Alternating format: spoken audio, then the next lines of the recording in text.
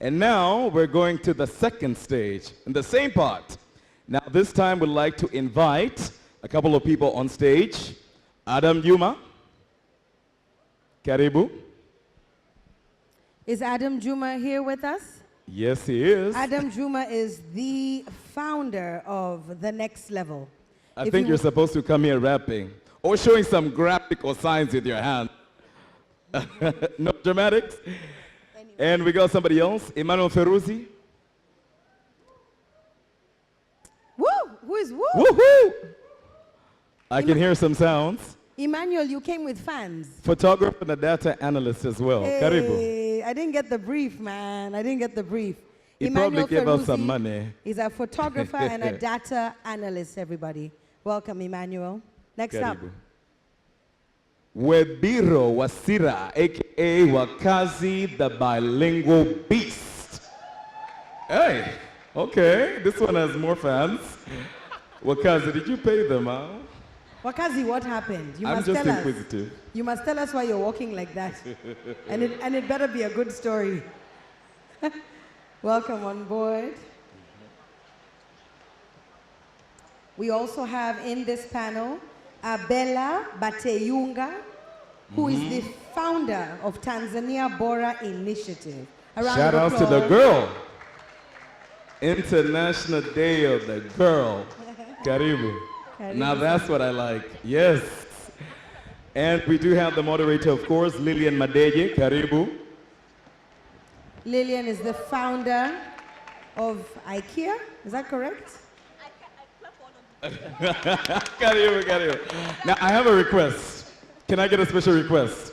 Now listen, since I love music, and one of these guys here can rap all the way from here to Mars. Now, I want the bilingual beast to come and analyze some data and tell us how the future of media and entertainment can progress data with your bilingual business. Can we feel your presence, your majesty? Give us some vocal rhymes. Just a little bit, just a little bit. Sell some sand in the desert, my brother. Sell water in the ocean. Karibu, karibu, karibu. Well, you gotta put me on the spot, bro. Do you need a beat? Chuku, no, chuku, actually, chuku. don't need it. I don't need all no, that. this is an opportunity Sister, for us to collaborate. Huh? Chuku, chuku, chu. Chuku, chu. Chuku, chuku, chu. No? It's not working? I'll rather just do spoken word since I'm gonna okay. improvise, right? Okay. How's everybody doing?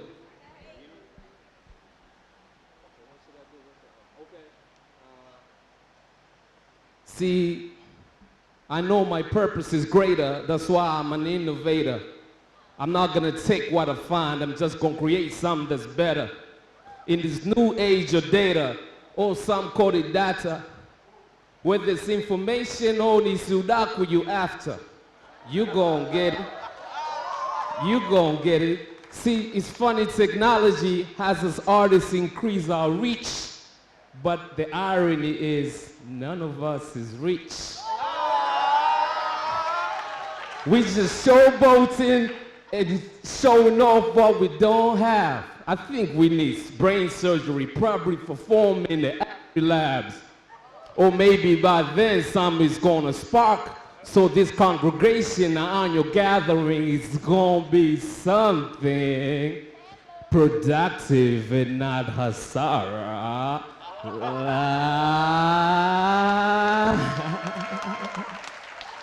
Thank you. Wow. Okay. Now this is what you call an impromptu rap. So I wanted to know, what do the hands add? Is it the hands that are giving you the words? Or I want to see if it works, man. Let me see. So right now, ladies and gentlemen, it's okay, let me not even try. Ladies and gentlemen, our last panel for this evening, this day, this afternoon is titled The Impact of Innovation in the Creative and Entertainment Industries. Africa's media, creative, and entertainment industry has grown tremendously over the last 10 years. What else can be done?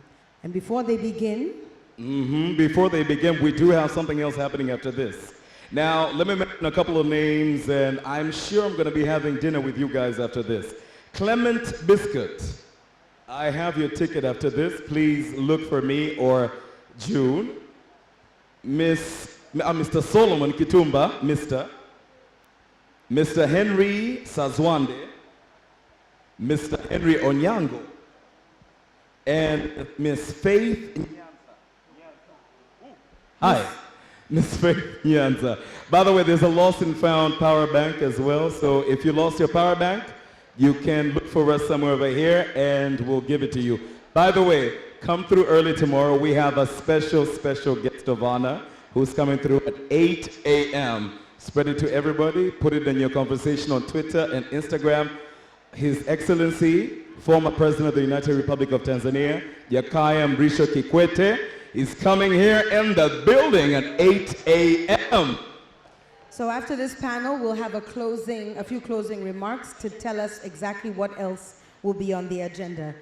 So here's the microphone. I think this will help, yes. All right. I think I'm good with this one. How are we doing? All right. The energy is low. I know we have to keep it right, but I think Wakazi started us off in the right mode. So my name is Lilian Secelela Madeje, and I will be the moderator, but actually I'll let them do all the talking. I'll just try to moderate this discussion. So I want us to start off, each one of you, just to get the audience to know more of what you do. Your titles have been told. So if you were to summarize yourself in 1 minute, and I do have a timer with me, can you tell us a little bit about what is it that you do with respect to creative and media industry? Hello. So I'm a photographer, in short. I'm a photographer, but I also do a lot of data analysis and also a software engineer. Is that good enough? Photographer, data, software engineer. Yes. All right, I'm going to leave you there. Let's go. Wakazi, the bilingual beast.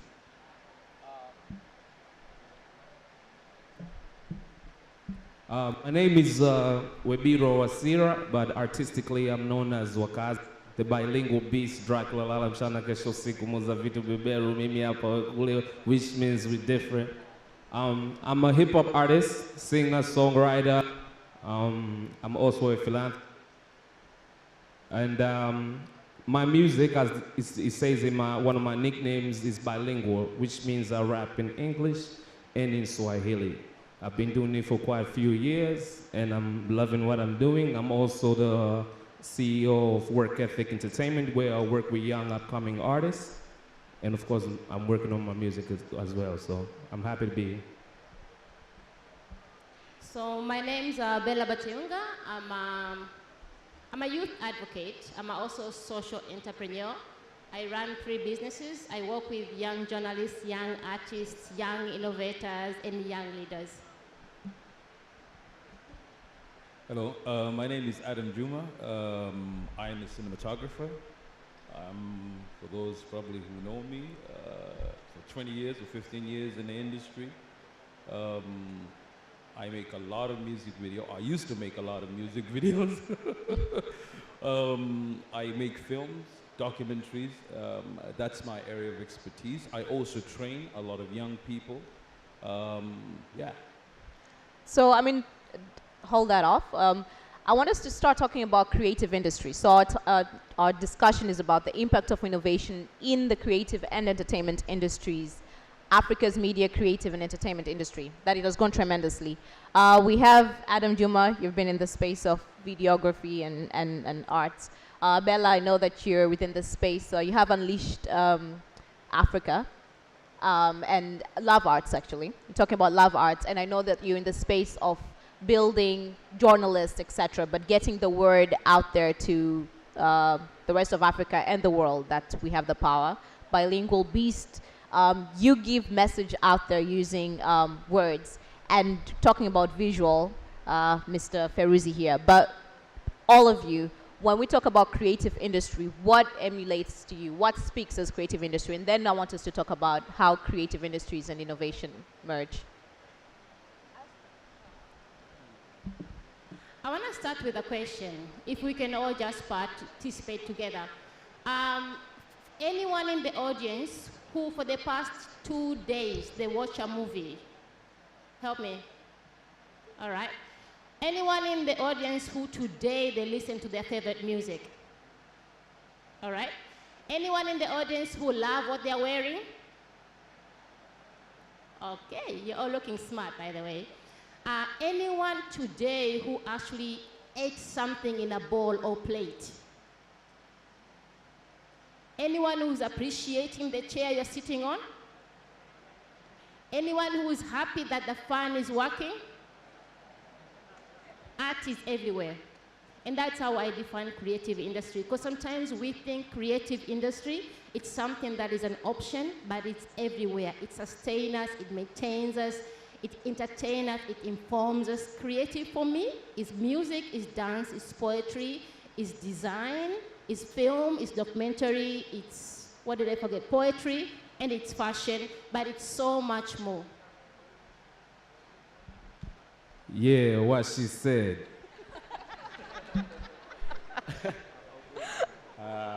I'm tempted to actually just point a finger. Wow.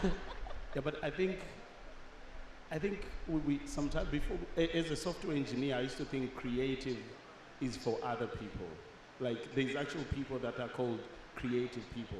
Mm-hmm. But I've actually learned everybody is creative. I watch people cook, and when they serve the food, you see a lot of creativity, from the color of the plate to the food to the arrangement. So I think it's as Abella said, whether you like it or not, you cannot avoid it. Adam, any thoughts on that? I probably have a different definition of creative. All right. So for me, the reason I got into this industry was one, is to inspire people. Creative is creating. Think, create. Dream, create. Well, too bad some copy and create. Either way, you copy so many times, you become original. So for me, creation is a process. And people need to learn to create, to inspire others. So for the last 15 years, I had 3 goals: entertain, inspire, and create in the process. So, I mean, you're speaking about process. So I want us to merge into the second aspect of this. Looking at the space of Africa and the last 10 years, can you look at, within your own spaces of your creative industries and how you've defined it, how would you say innovation has played an impact in the evolution of the creative and media and entertainment industry? 10 years ago, an artist would go to a radio station or a TV station and say, here's my CD, I want you to play it. And you'd have to pay either 50 or 100,000 for them to play it. Things evolved. Technology brings service and good into the hands of the people. And everything changes. Today, some artists are bigger than media put together. What has happened? We used to travel from Dar es Salaam to Arusha to go perform to make $1 million shillings. Today, we use Instagram and YouTube to make $1 million shillings. What has changed? So I think technology has changed things. Musicians have adapted to it, but the problem is the market hasn't. We have a group of 5 million people who can't even, say the word subscribe. They don't know where to subscribe. We're learning the technology because we need to. So what has changed from now and the past? I believe technology has taken over. Is it improving our lives? Is it making it better? For artists, yes, there's no other option. Back in the days, you would sell a single cassette, you make 1,000 shillings from a distributor. Then we moved from a cassette to venues, if you guys remember. We used to have Maisha Club in Bilkanas. You go perform, you get 3 million shillings. That died. We started going up country, moved to that life. They're no longer there. So source of income today, you need to be engaged digitally for you to survive. Okay. I think I'll add by saying that also what has changed is innovation is making things possible, and I'm going beyond technology, because innovation is bringing Africa to the world, and then innovation is bringing the world to Africa. So the market is beyond Africa. That is number one. Number two, I'm feeling like it's because of now that engagement and wider reach, the creative industry and creative community is beginning to come together. Now, the challenge we still have in the creative industries, we are yet to be formalized in Tanzania, and I believe in many African countries. So this is a challenge that we all have to face it together. But the fact that we are already coming together, we are beginning to have one voice. We are beginning to have networks. Like only yesterday I was watching in South Africa, and they are having a comic awards. The comedians have grown so much to the fact that they are having their own awards. You understand? We have a lot of known popular Tanzanian models affecting the global market. Kenyan movie star affecting the global market. And so the African talent is being received. And Africa is inspiring the globe. I mean, Wakanda. Yeah? All Did right. I say more? All right. Wakanda, I'm going talk about Wakanda. Wakazi. Wakazi, I'm going to change this up a little bit. We were having a conversation during lunch, and you were challenging me that I've not yet bought your CD. Yeah. And I talked about that right now. I have my YouTube, and my YouTube basically syncs all the type of music I'm listening to. Yeah. And so that is innovation, that is technology. So people these days kind of depend on our YouTube. So unless I click on Wakazi, then it will be bringing me, you know, your songs. Right. So with the evolution of technology in the sense of that, what are your thoughts with regards to innovation and the space of music industry? Okay, with me, I always look at things on the both sides of the spectrum. I believe technology has been a gift and a curse.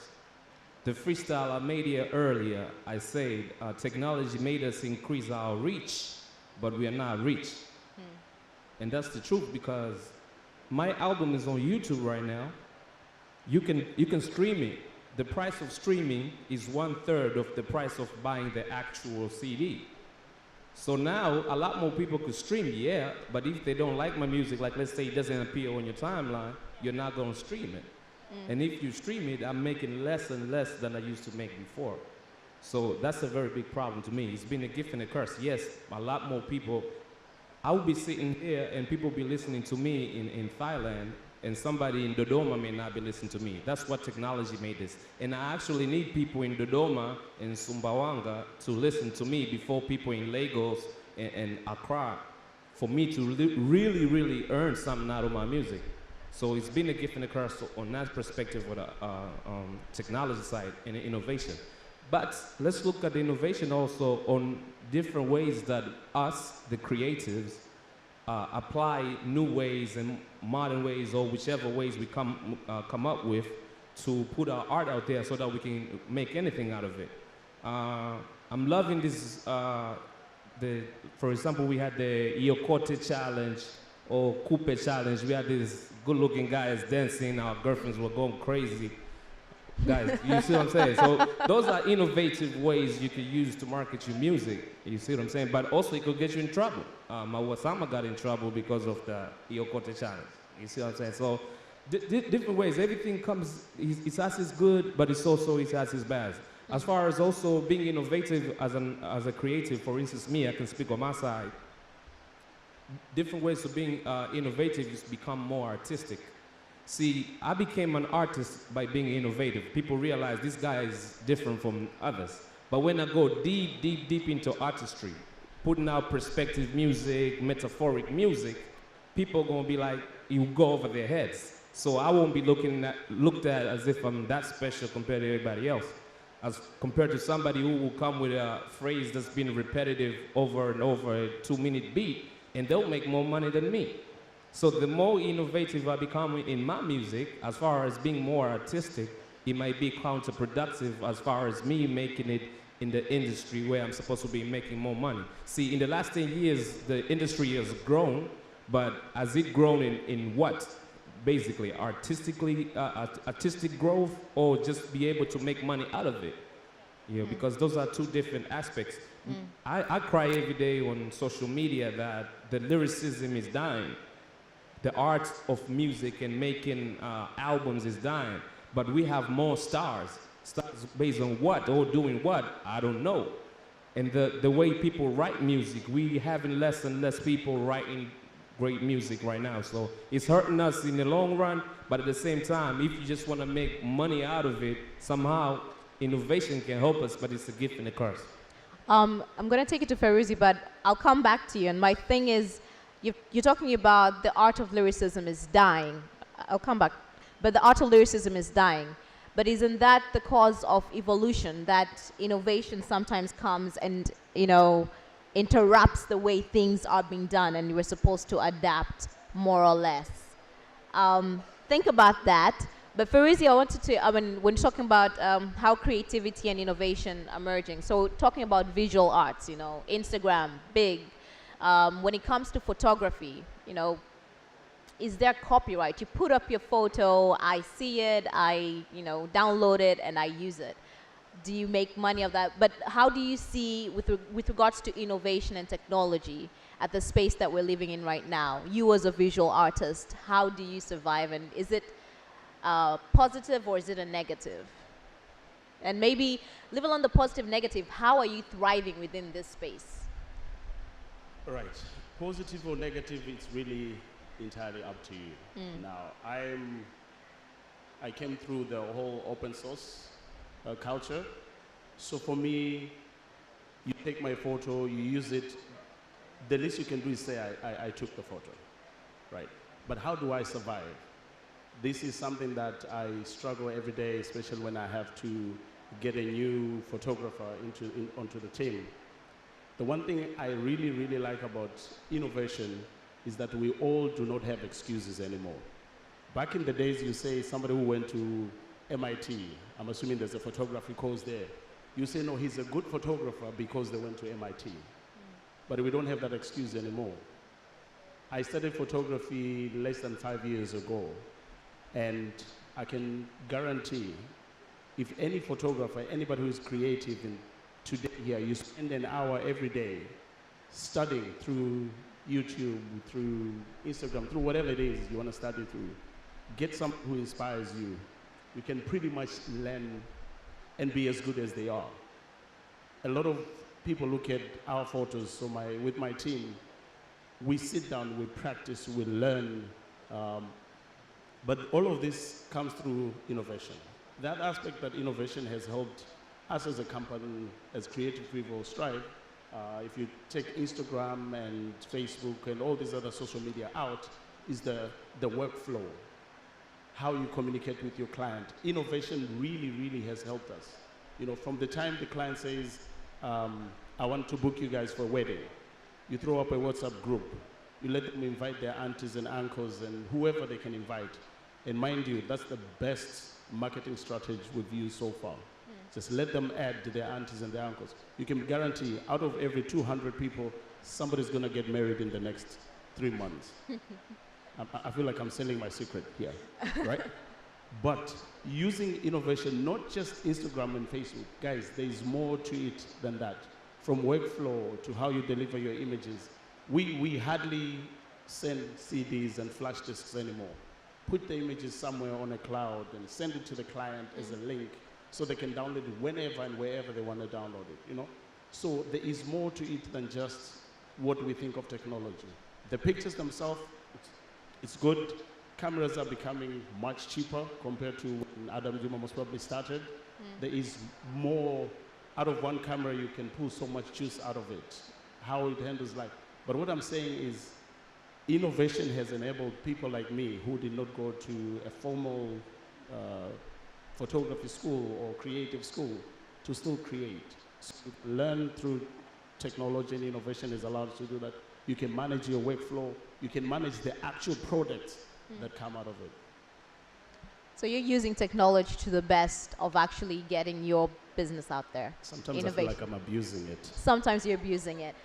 So the thing is, this group here was actually was on debate mode when we're having like a pre-session, and I feel like everything is just like yes, yes. So I kind of like threw out to you that so we can speak about lyricism is dying the way we know it, and maybe the way things that we know it, but you know, someone like Feruzi is using it to his advantage, and maybe what I posed to you was, don't you think that there should be some type of adapting? Okay, yes, you could adapt, but look at it this way. Most of the stuff that we're doing in our industries in Africa, we basically copy the model from the United States. Sometimes we copy the few things and forget the key things. In America, till today, the top earners in rap are the rappers who are very perspective, they very good lyrically, and they actually say something in their music. But how come in Africa, the rappers similar to those do not get the same opportunities?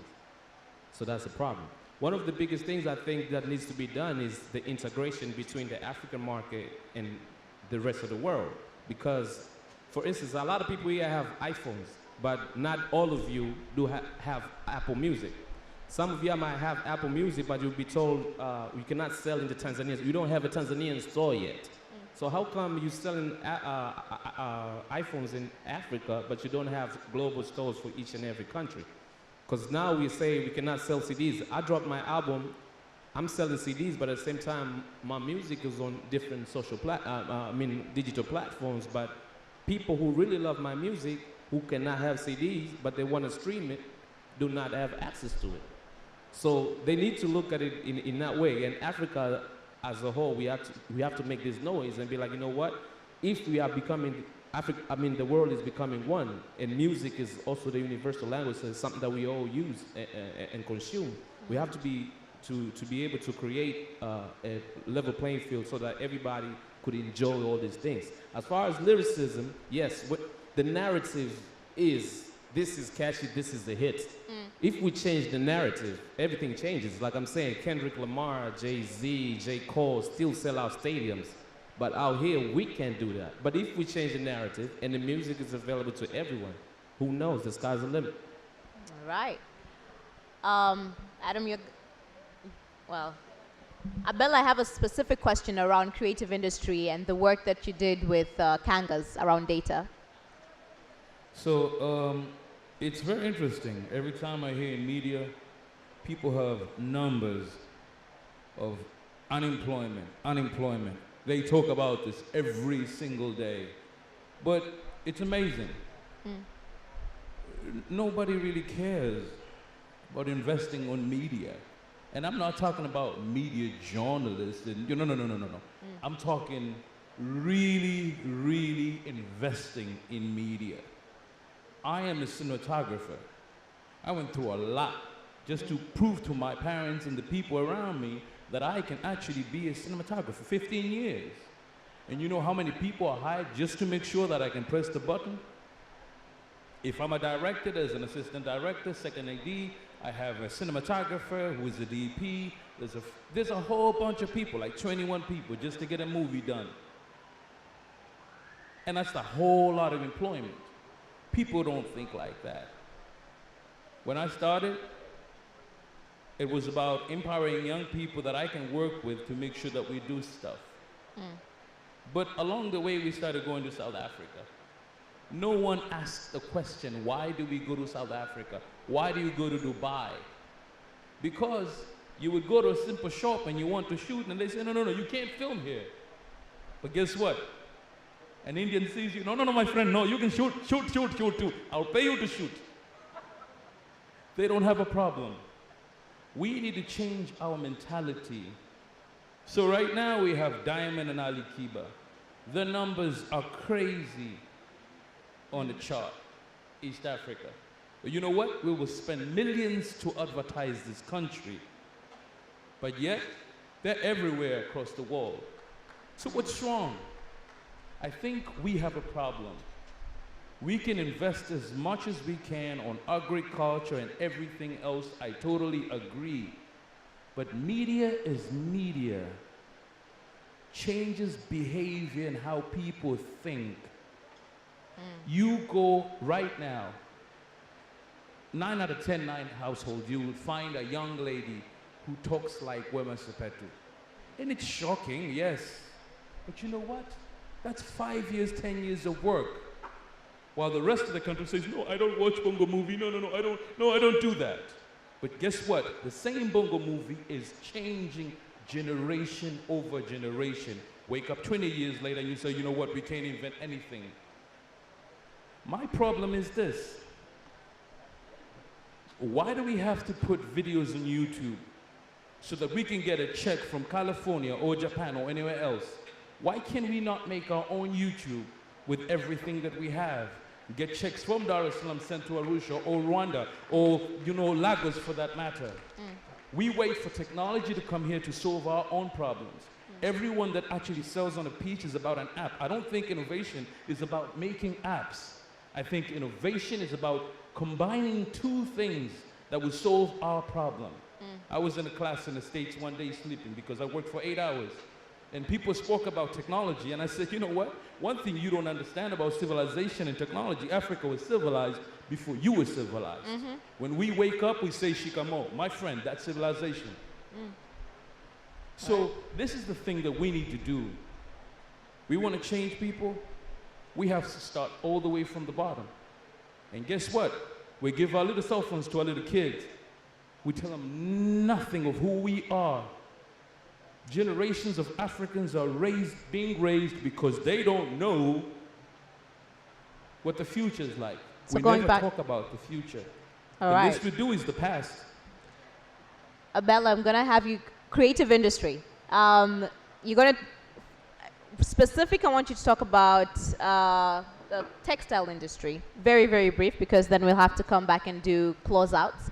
But the textile industry and how you integrated data and how you integrated communities, that Ekihya is something that they use every day, but you use that to tell a story with data. So just to back up what she's asking me, I work with artists of all sorts. And for the past 2 years, we have been doing what we call art challenges. So if you can follow up loveartstanzania.com, you can see more. But we've been working with graffiti designers, we've been working with fashion designers, we've been working with musicians. And what we are doing is we are teaching them issues, sharing data, and we are challenging them to produce things that actually speak on community issues. And this year we've run the first kanga. I don't know, for those who are not from Tanzania or Africa, kanga is a Tanzanian leso, an African wear, which is very common, like every African Tanzanian woman wear. So it's a common day-to-day thing. And we're asking artists to say, what can you use that is so near you that everyone uses as a tool to change the mindset, as a tool to cause a conversation, as a tool to start sharing and speaking on the thing that affects us. So we had more than 110 kanga design that speak of different things, and the winning kanga was speaking about domestic abuse, and we ran that kanga, and it has been such a conversation, and I'm happy to report that this kanga is going before us. For this kanga, we saw it in Miss Tanzania. So Miss Tanzania used it for the beach wear. We saw it in two popular artist music. And so we saw it in African girls coding camp in Addis in Ethiopia. And so this is just a tool in Kanga. What else can creative industry do? What we did is we brought artists together and say, these are data, what can you create? And what I want to say just one moment is that I really believe that good artists copy and great artists steal, There's nothing new under the sun. What we need to do is we don't need to copy. We need to steal and customize and make art that work for us. And at the same time, when there's some artists that are defining, creating products, we should have some people that are speaking on policies so we can create the better industry. My dream in Tanzania and my dream in Africa is for the creative industry to be formalized. in such Okay. that art can actually create job. Most Abella? of the unemployed youth in Tanzania and in Africa. And then you're going to give us the closing thought after you believe finish that. Unemployment can be solved by art. We can do this. We The can do land this. is fertile. The land is fertile. We can do this. Closing word, Wakazi. Just one sentence. Okay, I'm happy to be here. Thank you. Basically, I would think best way, as I've been saying and some of the panelists been saying, we need to find more ways of using innovation for the better side, for the positive side, integration with the global musical world or the creative world, making sure that we do things that they're doing. Monetization in every aspect of the industry is important. Since the digital world came with different ways of people earning, a lot of big artists in Tanzania right now, they do not know how to get their stuff monetized. So they're losing a lot of money. Last one. So that's a very big thing. Monetization. Feruzi, what's yours? Mine is, thank you everyone. But, I think creative industry creativity should not be taught, should be experienced.